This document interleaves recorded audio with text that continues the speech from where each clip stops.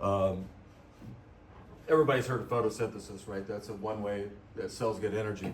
You hear about that in middle school, elementary school, because that's something you can see, and teachers don't ever really go that deep in it, so they're not scared to teach it. But they will never, ever go through cellular respiration because that is like very abstract. It's something you can't necessarily see going on, and there's lots of big words.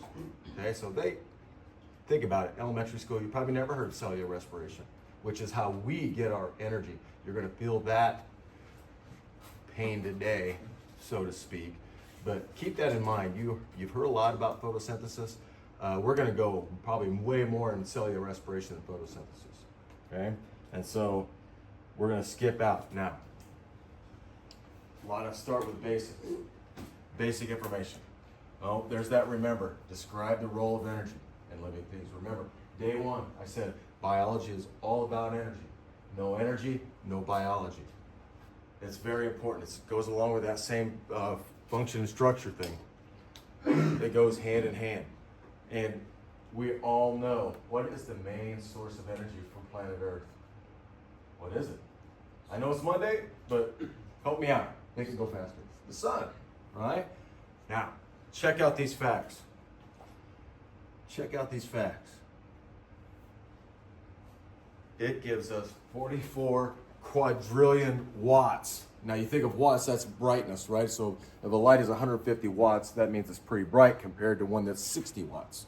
But it gives us 44 quadrillion. That's what the number looks like. That's an insane amount, okay? One power plant like the one up by Wheatfield. Everybody's seen that. My kids used to call it the cloud maker because it looks like it makes clouds. It gives us 1 billion watts a year.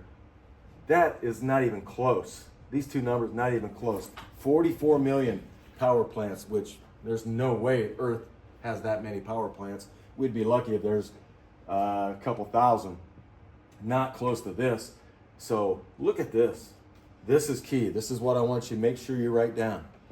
Right there. I mean, I show you all this stuff. This is great. But this is so important.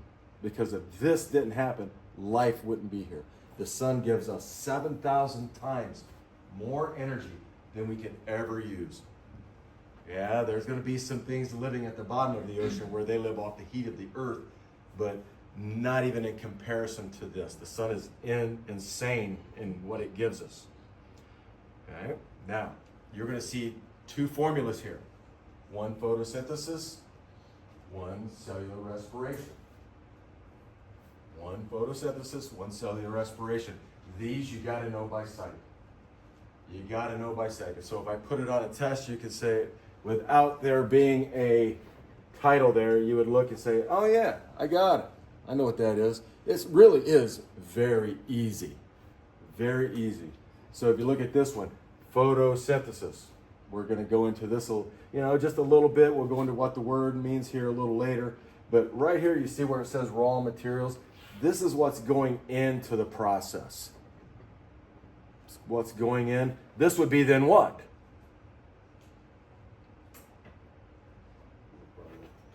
What is it? Product. That's the product. So this is what's coming out. Here's what's going in for cellular respiration. Look what's going out. Now if you look really close, plants need CO2.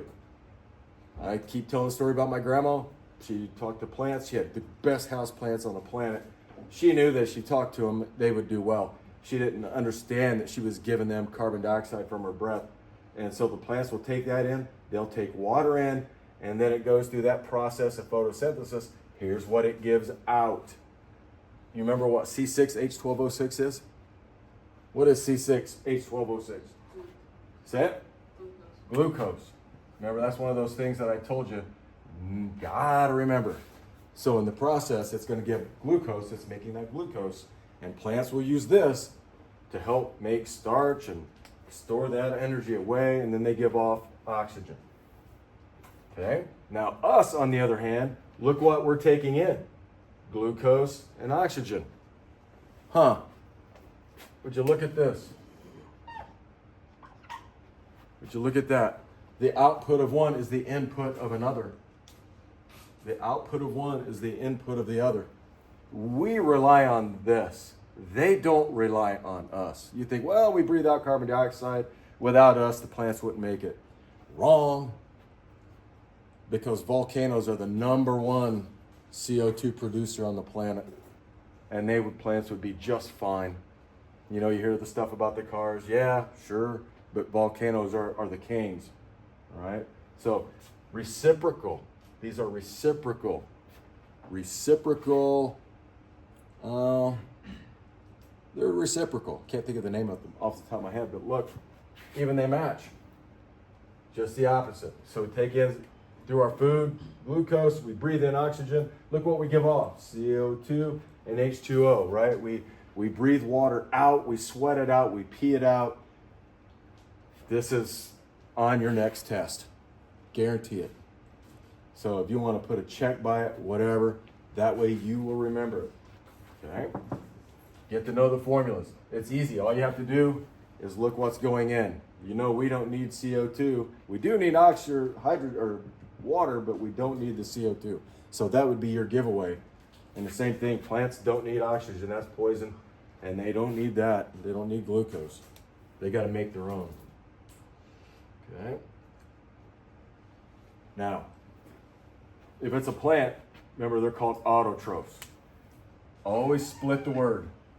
Always split the word. If you can't remember what they are, you split the word. Auto, everybody knows that. That just means automatic. They do it automatically. Troph means to feed.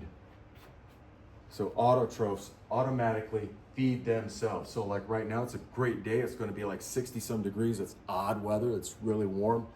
There's still some green trees. They're going through photosynthesis. I know my grass in my yard is growing still. Yours too. They're autotrophs. They are feeding automatically from the sunlight, and they're producing this stuff right there. Autotrophs. And grass, that would be a good example. And plants, you can see down here they give you some examples. Heterotroph. Heterotrophs. Well, not autotroph. Hetero means different. I always put diff. And troph means to feed, so that means they feed off of something different. So they have to consume, they have to eat it. And that would be like grasshoppers, us, toads. And then down here are some examples. Most bacteria, animals, mushrooms, the things we love on our pizza or deep fried at the fair. Again, could be on your test. Could be on your test. All right. Any questions so far? Never is. Now, what do you notice about this car as compared to it here? What do you notice? What sticks out?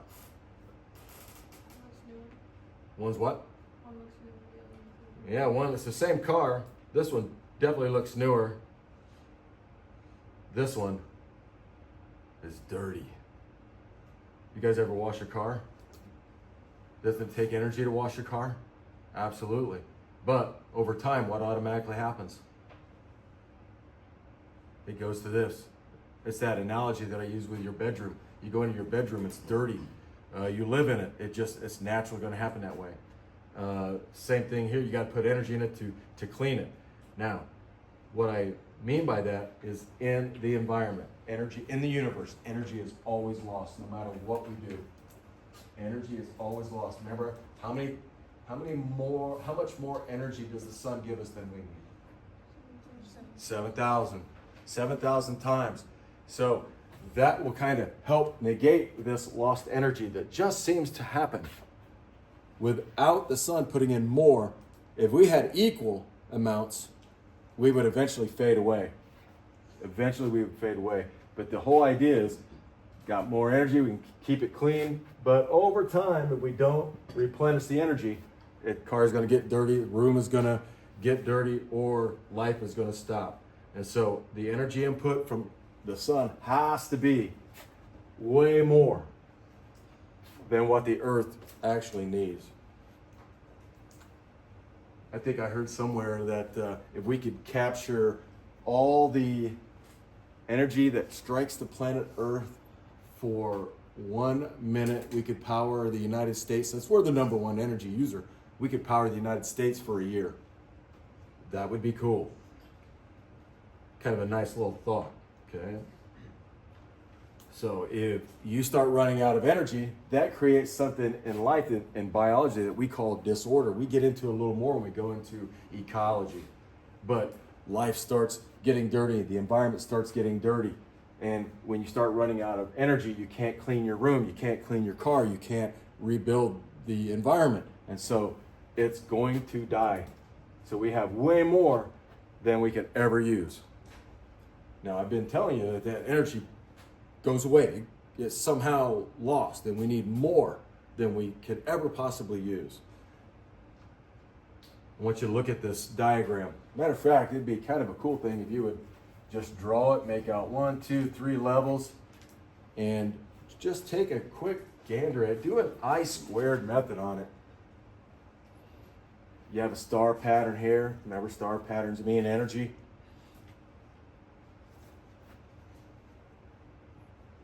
And watch this. You might even remember it from bio as you're drawing this out. We have producers here. That's all the plants. They get 100% of their energy from the sun. 100%. Up here, the primary consumers. So something like the grasshoppers, they feed on the plants down below. So when they feed, the 10% of the energy they get from them originally came from the sun. How much is missing? Look right here. They get 100% of their energy from the sun. They get 10% of their energy from the sun through what they eat. What's the difference?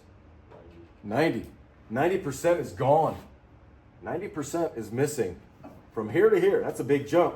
Remember, that's just the beginning of disorder. Up here you have like the mice, rats. They're going to eat the insects. 1% of the energy they get when they eat the insects came from the sun eventually, before. And then up here, you could say a hawk here in Indiana, they eat the mice. Look at that, 1/10. This is called the rule of tens. Rule of tens. And would you agree that even you sitting there quiet and all sullen and bleak and dark, that you're using energy, right? You're thinking, you're writing, you're using energy. I'm up here, I'm standing, I'm talking, I'm using energy. But look at this. If you would look, 99.9% missing. Where'd it go?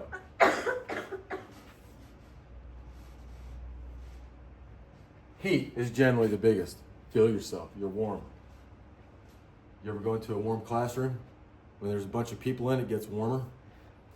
This is what's happening. Even the plants release heat. Insects release heat. The mice, the hawks, everything releases heat. But they're also using that energy.